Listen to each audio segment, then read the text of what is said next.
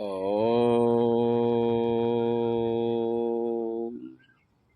आदरणीय सभी भक्तजन, हम आपको कुछ ऐसे ज्ञान योग के विषय में समझाने के लिए जा रहे हैं। आप इसे मेरे मनमोहन के चरणों में ध्यान लगा करके एकाग्र चित्त से अपने ध्यान को केंद्रित कर प्रेम से श्रवण करें। आपको ये संपूर्ण कथा पूरा वीडियो देखने पर प्राप्त हो सकेगी। तो प्रिय बंधुओं, ज्ञान के द्वारा कर्म के तत्व को जान लेने से व्यक्ति कर्म के बंधन से मुक्त हो जाता है। कर्मों के फल की अभिलाषा करने वाले व्यक्ति इस मनुष्य लोक में अरे देवताओं की पूजा किया करते हैं, क्योंकि कर्मों से उत्पन्न फल शीघ्र प्राप्त होता है। जो आसक्ति रहित हैं, देह अभिमान से मुक्त हो गए हैं, अरे जिनका चित्त ज्ञान में स्थित है, वे परमेश्वर की आराधना यज्ञ के लिए कर्म का आचरण करते हैं। ऐसे पुरुषों के संपूर्ण कर्म भली भांति विलीन हो जाते हैं, अर्थात किसी कर्म फल को नहीं रचते हैं। यज्ञ नहीं करने वाले के लिए तो अल्प सुख वाला मनुष्य लोक भी प्राप्य नहीं है, तो भला अन्य देवादि स्वर्गादि लोक किस प्रकार प्राप्त हो सकते हैं। 14वें अध्याय में भगवान श्री कृष्ण ने अति उत्तम ज्ञान का उपदेश किया है, जिसे जानकर अनेक ऋषि मुनियों ने सिद्धि प्राप्त कर अपने को परम पद प्राप्त कर लिया है।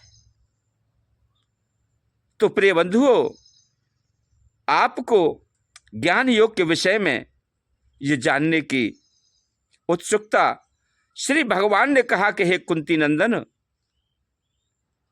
देव पशु पक्षी मनुष्यादि अरे समस्त योनियों में जो शरीर उत्पन्न होते हैं, भौतिक प्रकृति उनकी योनि अर्थात जननी स्वरूपा है, और मैं स्वयं प्रदान करता पिता स्वरूप हूं। प्रकृति से उत्पन्न सत्व रज और तम, ये तीन गुण शरीर में अवस्थित निर्विकार देही अर्थात जीवात्मा को बांधते रहते हैं। उन तीनों गुणों से सत्वगुण अपेक्षाकृत निर्मल और प्रकाशक तथा उपद्रव रहित होने के कारण जीव को सुख और ज्ञान से साथ बांध देता है। अरे सत्वगुण में स्थित व्यक्ति अपने व्यक्तिगत जीवन, सामाजिक और सार्वजनिक जीवन के लिए हितकारी कार्यों में तत्पर रहते हैं। उनके द्वारा किए गए कार्यों को पुण्य कर्म कहते हैं। पुण्य कर्म करने वाले व्यक्ति संसार में सुखी रहते हैं। ऐसे लोगों को ही साधु संग प्राप्त होने की संभावना अधिक होती है। रजोगुण कर्म की आसक्ति द्वारा जीव को बांध देता है। बद्ध जीवों को विषयों में आसक्ति अरे रूप रंग से रंग देने के कारण इसे रजोगुण कहते हैं। स्त्री और पुरुष का पारस्परिक आकर्षण ही रजोगुण की विशेषता है। वह देहधारी प्राणियों में भौतिक भोग के लिए लालसा उत्पन्न करता है। ऐसा मनुष्य समाज या राष्ट्र में सम्मान, रूपवती स्त्री, सुंदर संतान तथा सुखी परिवार चाहने वाला होता है। ऐसे रजोगुण के द्वारा सारा संसार भोग विषयों में आसक्त होकर के माया के बंधन में पड़ा हुआ है। अरे इंद्रिय विषयों के संयोग से उत्पन्न सुख प्रारंभ में तो अमृत के समान लगता है प्रिय बंधु, परंतु परिणाम में विष के समान हो जाता है। ऐसे लोगों का सारा क्लेश ही क्लेश होता है, उसमें कोई वास्तविक सुख नहीं होता। ज्ञान के तमो गुण को सभी जीवों का मोह जानो, वह प्रसाद आलस्य और निंद्रा द्वारा देही को आबद्ध करता है। 3 प्रकार के गुणों में तमोगुण सबसे निकृष्ट होता है। ये सत्व गुण के सर्वथा विपरीत होता है। तमोगुणी व्यक्ति संपूर्ण रूप से विवेकहीन होकर के शरीर और शारीरिक भोगों को ही सब कुछ मान लेते हैं। सभी लोग देख रहे हैं कि जिसका जन्म हुआ है, अरे उसकी मृत्यु सुनिश्चित है, मृत्यु होनी ही होनी है। तदापि वे लोग झूठ, बेईमानी, कपटता, हिंसा आदि का ही आश्रय लेकर अरे धन आदि विषयों का संग्रह करते हैं, परंतु वे आत्मा का अनुशीलन नहीं करते।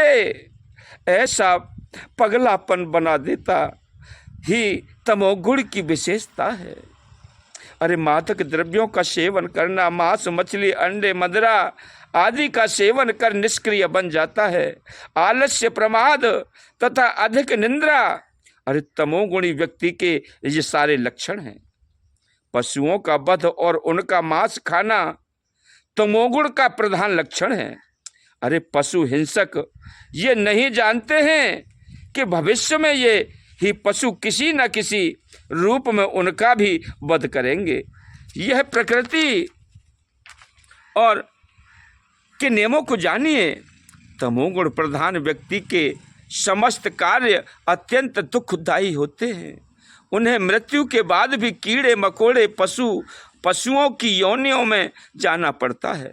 मृत्यु के पश्चात सतोगुणी व्यक्ति ऊपर के लोकों में जाते हैं, रजोगुणी व्यक्ति मनुष्य लोक में रहते हैं और आलस्य, प्रमाद आदि अरे परायण तमोगुणी व्यक्ति नीचे के लोकों में जाते हैं। प्रिय बंधु, चींटी से लेकर के मनुष्य तक तथा तृण गुल्म से आरंभ कर पेड़ पौधे, नदी और पर्वतों की योनियों में भी रहने वाले जीव गुणों से बंधे हुए असहाय की भांति कार्य कर रहे हैं, परंतु इन समस्त कर्मों में प्रकृति के 3 गुणों से अतिरिक्त और कोई कर्ता नहीं है।